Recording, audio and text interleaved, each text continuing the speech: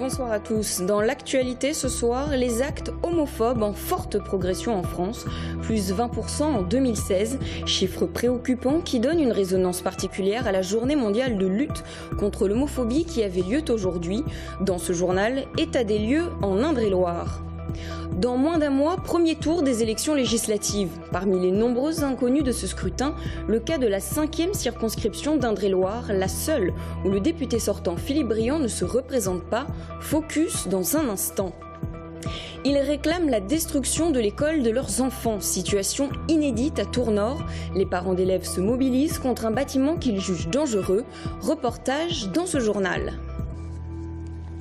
Je vous le disais en titre, les actes homophobes ont progressé de 20% l'année dernière, selon le rapport annuel publié il y a une semaine par l'association SOS Homophobie, principalement des insultes. Une situation préoccupante qui fait résonance à la journée mondiale de lutte contre l'homophobie aujourd'hui. Alors qu'en est-il en Indre-et-Loire? Le reportage de Florent Clavel. 5 plaintes déposées en Indre-et-Loire ces 18 derniers mois, dont une pour agression physique. Mais aussi près d'une dizaine de témoignages auprès de l'association SOS Homophobie d'Indre-et-Loire. Les actes homophobes persistent, mais le département est loin de cette recrudescence constatée en France. Leur nombre est de 2 à 20 fois moins important que dans une quinzaine d'autres départements. Un bilan local à relativiser. Le centre LGBT de Touraine est un appui, peut accompagner les victimes, les personnes ayant subi des actes homophobes ou transphobes, mais il faut savoir que la plupart des personnes ne passent pas par le centre LGBT, la plupart se taisent, ne vont pas porter plainte et ne font appel à personne. Un tiers des actes homophobes se déroulent dans les lieux publics et au sein même de la famille. Internet est aussi mis en cause dans un peu plus de 20% des cas. Ça m'est déjà arrivé qu'on me dise qu'il faille que je me fasse psychiatriser, pire que je ne devrais pas exister ou que je devrais me suicider. La résurgence de mouvements politiques anti-mariage pour tous aurait libéré la parole homophobe, selon les associations. Des associations qui continuent donc d'informer. Pour moi, c'était la même chose, transsexualité, transidentité. Cet après-midi-là, à Tours, les passants sont plutôt réceptifs. Le fait qu'on connaisse, ça enlève de la peur, de la détestation qui ne sont pas forcément justifiées. L'homophobie en France donc, mais pas seulement. La situation en Tchétchénie horrifie les militants. Le pays de Ramzan Kadyrov accusé de mener un génocide envers les homosexuels. Un sujet dont il sera de nouveau question dans un mois pile pour la marche des fiertés LGBT à Tours. Dans moins d'un mois auront lieu les élections législatives. En France, un tiers des députés sortants renoncent à se représenter en raison du non-cumul des mandats. En Indre-et-Loire, seule la 5e circonscription connaît ce cas de figure. C'est notre focus ce soir.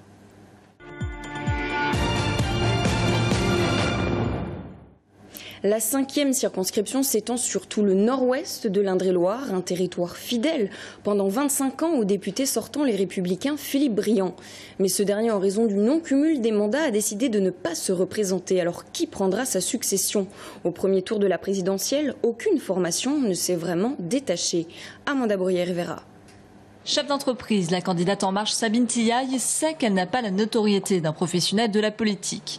Alors elle compte s'appuyer sur l'élection d'Emmanuel Macron, son champion, pour se faire élire, mais aussi faire campagne autrement. J'aurai un véhicule de campagne avec mon effigie et également avec l'image de tous les candidats ici en Indre-et-Loire, parce qu'on a décidé de nous épauler et de aussi fonctionner un petit peu en équipe. Pourtant, elle sait que rien n'est joué dans cette circonscription du nord-ouest de l'Indre-et-Loire. Son principal concurrent, le candidat Les Républicains Fabrice Boisgard, se lance aussi pour la première fois dans les législatives. Pourtant, il est un supporter de poids, l'emblématique député sortant Philippe Briand, qui a occupé ce poste durant 25 ans. J'ai la chance d'avoir un très bon candidat derrière moi, qui est Fabrice Boisgard. Je vais l'aider, je vais l'appuyer, je ferai toute sa campagne.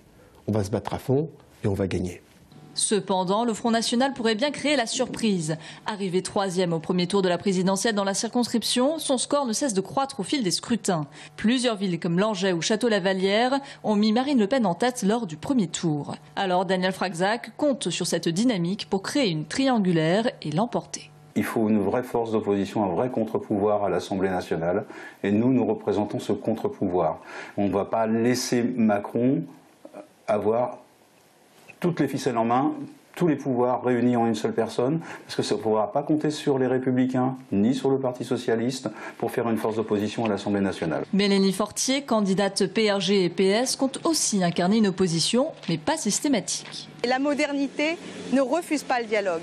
Et je crois vraiment que les Français n'ont pas l'habitude de signer des chèques en blanc. Et c'est un peuple qui a des convictions, c'est un peuple citoyen, c'est un peuple qui vote et qui a envie de dire des choses. Alors ces choses-là, je crois qu'elles doivent être dites et qu'elles doivent être dites aussi par des gens qui peuvent s'exprimer librement par rapport à un projet. Moi, je crois que le parti unique, c'est pas forcément une bonne chose pour la démocratie. D'autres candidats se sont déclarés comme Constance Ascar, candidate France Insoumise, arrivée 4e dans cette circonscription au premier tour de l'élection présidentielle. Debout la France et les Verts ont prévu d'officialiser leur candidat ces prochains jours. Dans la 3e circonscription, Marisol Touraine, la candidate du Parti socialiste, n'aura aucun candidat En Marche en face d'elle. Ce scénario semble se confirmer d'après l'agence France Presse qui cite plusieurs sources du mouvement macroniste. Olivier Pouvreau, bonsoir. Bonsoir. Vous êtes journaliste politique à la Nouvelle République, donc sur la photo de famille des candidats macronistes. Aucun candidat investi sur cette 3e circonscription. Pourquoi cette absence ? Alors, ce n'est pas une surprise, on s'y attendait depuis plusieurs jours. Les 4 candidats En Marche investis sur les autres circonscriptions sont déjà partis, ce qui prouvait bien qu'ils avaient déjà fait une croix sur le Lochois. Mais écoutez, visiblement, il y a une place laissée libre pour ne pas heurter l'ancienne ministre Marisol Touraine. On peut imaginer qu'il y a eu des accords au plus haut niveau. Elle dit que non et qu'il ne fallait pas lui mettre un En Marche face à elle. Alors, c'est officiel maintenant. En France, 55 autres circonscriptions ne présenteront pas de candidats En Marche. Marisol Touraine est-elle protégée au même titre que plusieurs autres ministres ? Ben voilà, visiblement, on peut considérer qu'elle est protégée, mais vous savez, le problème n'est pas là. C'est que les électeurs, les élus En Marche qui ont soutenu Macron se disent aujourd'hui orphelins et visiblement... Mais quelle est la stratégie derrière ce choix ? La stratégie, c'est de ménager la chèvre et le chou, d'essayer d'avoir des gens de droite, des gens de gauche, un peu comme au gouvernement. Donc on essaie de ne pas heurter les uns les autres. Il ne faut pas oublier que Marisol Touraine a quand même été fidèle à François Hollande. On peut imaginer qu'au plus haut niveau, on n'a pas puni ces anciens ministres. Est-ce que ça facilite les choses pour Marisol Touraine ou est-ce que c'est un handicap ? Pour moi, c'est un handicap parce que là, elle a entretenu le flou, elle a noyé le poisson depuis plusieurs jours. Et visiblement, les 4 candidats En Marche, va y avoir 4 plus 1 sur le département. Elle ne va pas être intégrée dans l'équipe des En Marche. Et les autres candidats En Marche considèrent de toute façon qu'elle va être un boulet parce qu'elle va représenter un peu l'ancien gouvernement, la Hollandie. Et pour eux, ce n'est pas, Marisol Touraine ne représente pas le renouvellement, la nouveauté. Elle était déjà candidate il y a 20 ans. Vous voyez, donc pour eux, ce n'est pas... C'est un choix incompris pour les électeurs, les militants qui sont déçus. Complètement, et vous l'avez vu l'autre jour avec le maire de Chambray-les-Tours, qui est un pro-Macron et qui pourtant est un fidèle de Marisol Touraine et qui dit non, c'est pas possible, ça ne peut pas fonctionner comme ça.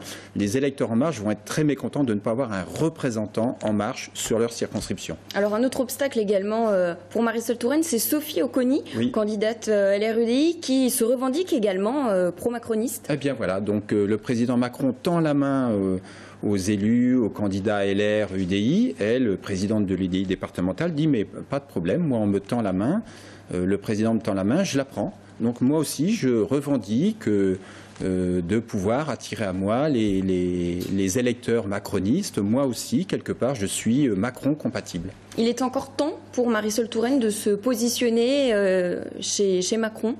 Est-ce qu'il est trop tard ? Je pense que ça n'a aucun intérêt pour elle. De toute façon, elle va rester PS, elle se dit de la majorité présidentielle, mais ça ne veut pas dire grand-chose. Et je vous dis, je ne vois pas trop l'intérêt pour elle d'aller maintenant chez Macron. Il est trop tard.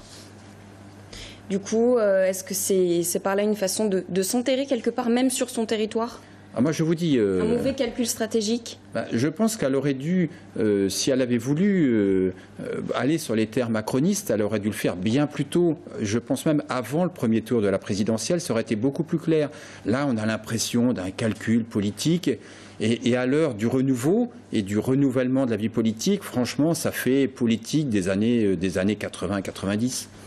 Merci Olivier Prouveau pour votre analyse. On précise que Marisol Touraine sera notre invitée vendredi soir.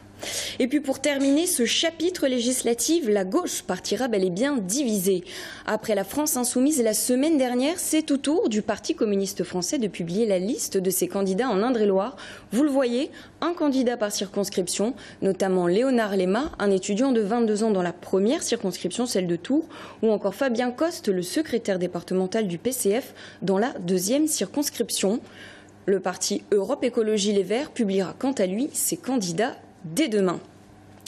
Tout autre sujet à présent, les parents d'élèves de l'école maternelle de Jean de La Fontaine à Tours-Nord réclament sa destruction. Locaux exigus, présence d'amiante et sortie de secours insuffisante, le bâtiment présente un risque sanitaire pour les enfants de l'école et son personnel. Pourtant, implantée dans un quartier en pleine expansion, l'école devrait accueillir une 4e classe dès la rentrée prochaine. Audrey Champigny. Avec ses structures métalliques et son aspect vétuste, l'école La Fontaine à Tours-Nord aurait, il est vrai, bien besoin d'un petit coup de jeune. Construite dans les années 60, elle n'est désormais plus adaptée à certaines normes. Par exemple, en cas d'incendie, les murs pourraient s'effondrer sur eux-mêmes. De quoi inquiéter les parents d'élèves qui ont lancé une pétition. 83 enfants de petites, moyennes et grandes sections de maternelle sont concernés. Un gros problème d'amiante, que ce soit dans les parois verticales ou que ce soit dans les sols. On a un gros problème thermique, c'est-à-dire que l'été il fait très chaud, l'hiver il fait très froid. On a des problèmes de fermeture au niveau des fenêtres, au niveau des portes. Elles s'ouvrent mal, elles se ferment mal.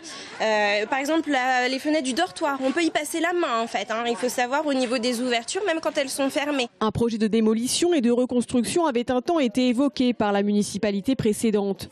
Mais à son arrivée en 2014, l'équipe de Serge Babary a choisi de privilégier le quartier des Deux Lions avec la construction d'une nouvelle école pour 2019. Je pense le budget 2018 qu'on va pouvoir lancer une étude pour éventuellement faire une construction après sur 2019-2020 à peu près. Voilà, grosso modo les dates et donc avec une ouverture d'école sur 2021-2022. Pour l'heure, 53 000 € de travaux de réparation sont prévus cet été, notamment un désamiantage partiel des locaux.